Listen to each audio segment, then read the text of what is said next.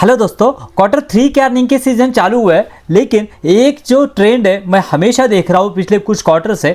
यहाँ पे एक कंपनी है जो कि अपने रिजल्ट जो है वो फर्स्ट क्वार्टर में यहाँ पे डिक्लेयर करती है, और फर्स्ट क्वार्टर में जितने भी रिजल्ट आते हैं ना, अराउंड 100 रिजल्ट आते हैं, उसमें से सबसे बढ़िया रिजल्ट किसी का होता है तो इस कंपनी का होता है। दोस्तों, ये कंपनी जो है वो पावर सेक्टर से रिलेटेड करती है, बिलोंग करती है, और जिस तरह से पावर सेक्टर में बहुत बड़े टेलमेंट है, जो कि पावर ग्रिड जैसी कंपनियां बहुत बड़ा कैपेक्स कर रही है, और उसी का जो है बेनिफिट ये कंपनी उठा रही है। हालांकि बहुत स्मॉल कैप है, बहुत अंडर वैल्यूड है, और उसके साथ साथ उसके ग्रोथ पोटेंशियल भी बहुत बढ़िया। सो नमस्ते दोस्तों, मैं आज बात करूंगा ट्रांसफॉर्मर एंड रेक्टिफायर के बारे में। जी हाँ दोस्तों, बिकॉज फिलहाल ही उसके यहाँ पे क्वार्टर 3 के रिजल्ट आए, और उसके साथ साथ देखेंगे कि फ्यूचर का ग्रोथ आउटलुक कैसा है, कंपनी ने गाइडेंस क्या दिया था, और कंपनी का ऑर्डर बुक क्या है, इन सभी के बारे में चर्चा करेंगे। लेकिन उससे पहले जैसी कि हम हमेशा कहते हैं, लर्निंग है तो ही अर्निंग है। चलिए कुछ नया सीखते हैं। सो बेसिकली दोस्तों, कंपनी का बिजनेस समझना बहुत ही इंपॉर्टेंट है, बिकॉज अब उसके बिना हम यहाँ पे जो है वो जजमेंट पास नहीं कर सकते, या फिर उसका लॉजिक नहीं बनेगा। देखिए, बेसिकली कंपनी क्या करती है ना, ट्रांसफार्मर जो है वो बनाती है। ट्रांसफार्मर मतलब क्या होता है कि आपकी जो इलेक्ट्रिसिटी है, जहाँ पे जनरेशन होता है, वहाँ से लेकर यहाँ तक जो अपने घर तक है, वो उसकी जो वोल्टेज है कम कम करके हमारे घर पे जो जितनी बिजली चाहिए उस हिसाब से जो है वो रिड्यूस करने का काम ये ट्रांसफार्मर करते हैं। ऐसे ही जो है आपने देखा होगा, जो हमारे इलेक्ट्रिकल पोल होते हैं उसके ऊपर ऐसे ट्रांसफार्मर होते हैं।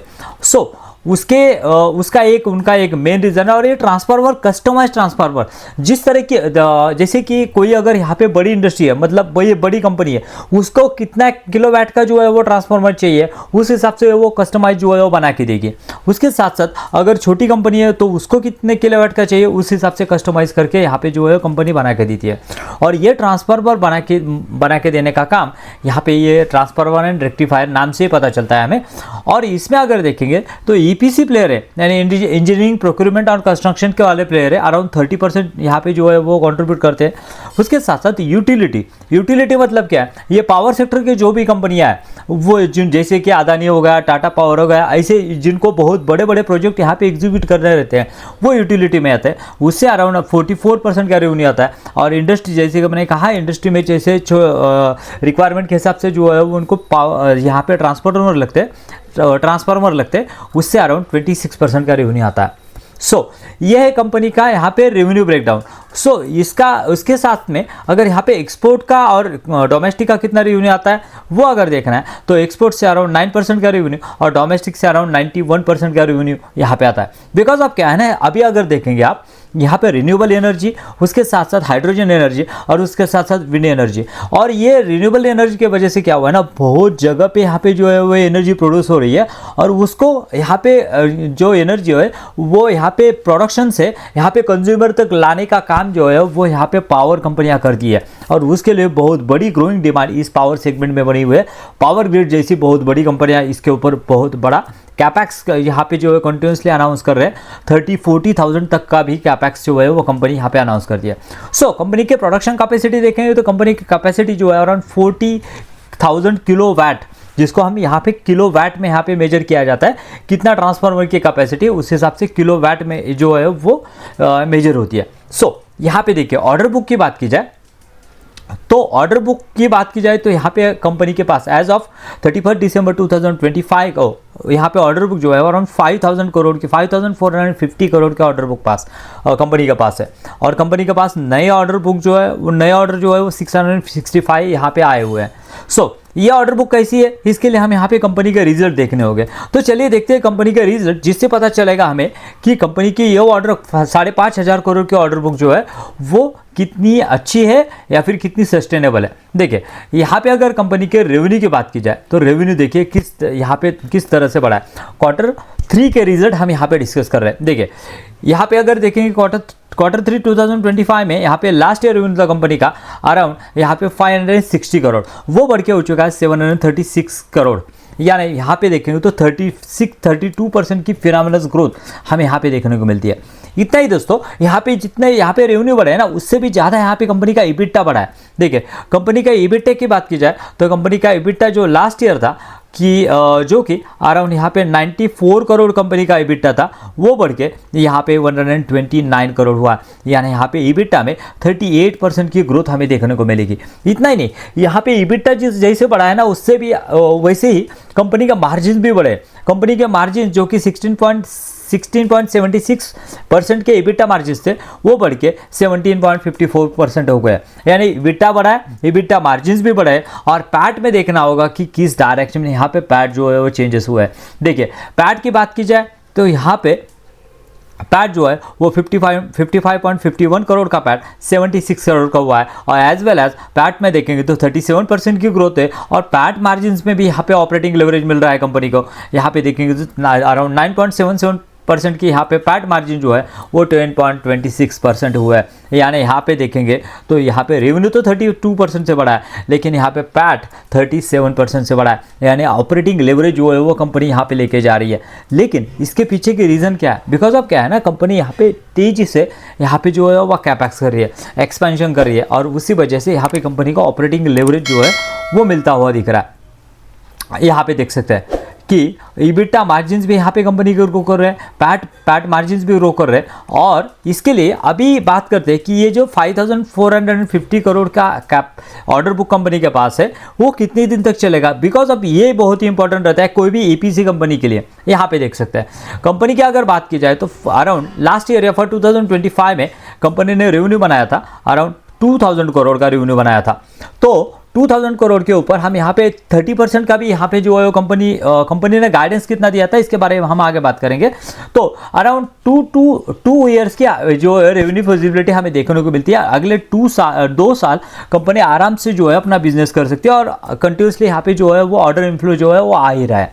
सो दोस्तों, ये है T&R यानी ट्रांसफर एंड रेक्टिफायर के रिजल्ट।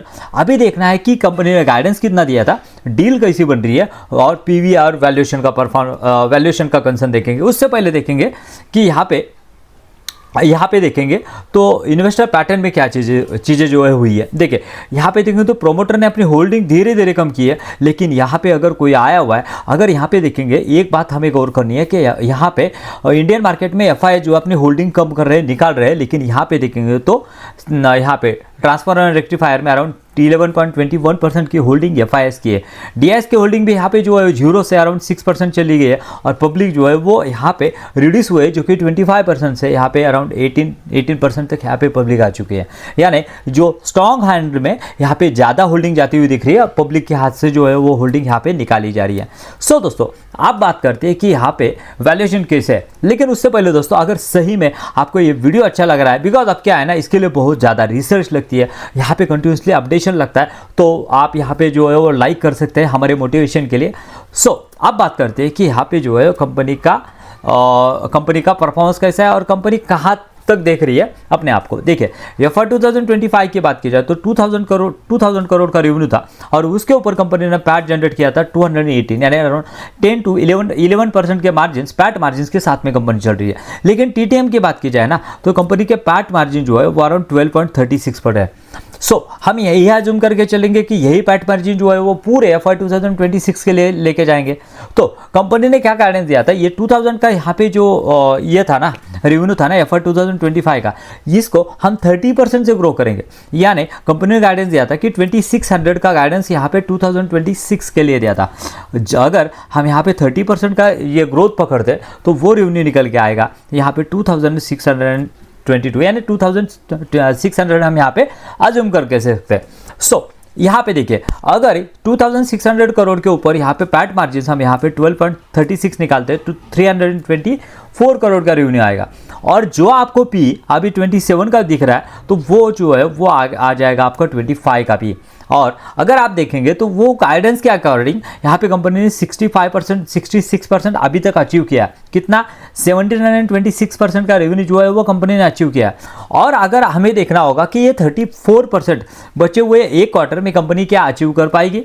तो अगर हमें यहाँ पे ट्रेंड देखेंगे ना कि किस डायरेक्शन में यहाँ पे कंपनी क्या ये रेवेन्यू जो है वो अचीव कर सकती है, तो ये देखना होगा कि मार्च के एंड में किस तरह का परफॉर्मेंस रहता है। देखिए बाकी के क्वार्टर की बात की जाए ना, तो यहाँ पे जून 300, 400, 600 और आखिर में अराउंड 700, यानी हर एक क्वार्टर में देखेंगे, लास्ट ईयर का भी ट्रेंड देखेंगे तो यही देखने को मिलता है कि यहाँ पे मार्च में यानी क्वार्टर 4 में अच्छा खासा रेवेन्यू आता है, अराउंड 35 to 40% का रेवेन्यू आता है। अकॉर्डिंग टू ट्रेंड हम यहाँ पे कह सकते हैं कि ये कंपनी जो है वो अपना रेवेन्यू गाइडेंस जो है वो यहाँ पे जो है वो अचीव कर सकती है। 34% का रेवेन्यू करना बाकी है और उसके ऊपर अगर देखेंगे ये जो अगर अचीव कर लिया कंपनी ने तो ये यहाँ पे पी बन के आएगा 25 का, बिकॉज ऑफ मार्केट कैप जो है 8,150 करोड़ का है और यहाँ पे पेग रेशियो निकल के आएगा, फॉरवर्ड पेग निकल के आएगा 0.8, यानी जो कंपनी यहाँ पे 30% से ग्रो कर रही है आपको यहाँ पे फेयर वैल्यूएशन पे मिलती हुई दिखेगी। यहाँ पे 0.8 का पेग रेशियो और यहाँ पे 25 का यहाँ पे जो है वो आपको यहाँ पे पी देखने को मिलेगा। सो दोस्तों ऑब्वियसली कोई रिकमेंडेशन नहीं है, लेकिन वीडियो अगर अच्छा लगा है तो वीडियो को लाइक और चैनल को सब्सक्राइब कीजिए, बिकॉज अब इस स्टॉक को, इस कंपनी को हम यहाँ पे कंटिन्यूसली यहाँ पे ट्रैक करने वाले हैं, बिकॉज अब ये एक हाई ग्रोथ सेक्टर है, सेक्टर में टेलविंड है, उसके साथ साथ यहाँ पे कंपनी भी बहुत बढ़िया करी है। सो और उनके कॉन कॉल के बारे में देखेंगे, कैपेक्स के बारे में क्या है, उसके साथ साथ कंपनी का FY 2026 के बारे में विजन क्या है और सभी चीज़ें आगे डिस्कस करने वाले हैं, इसलिए ट्रैकिंग इसका कंटिन्यू रखेंगे। सब्सक्राइब करना मत भूलें। मिलते हैं नए वीडियो में।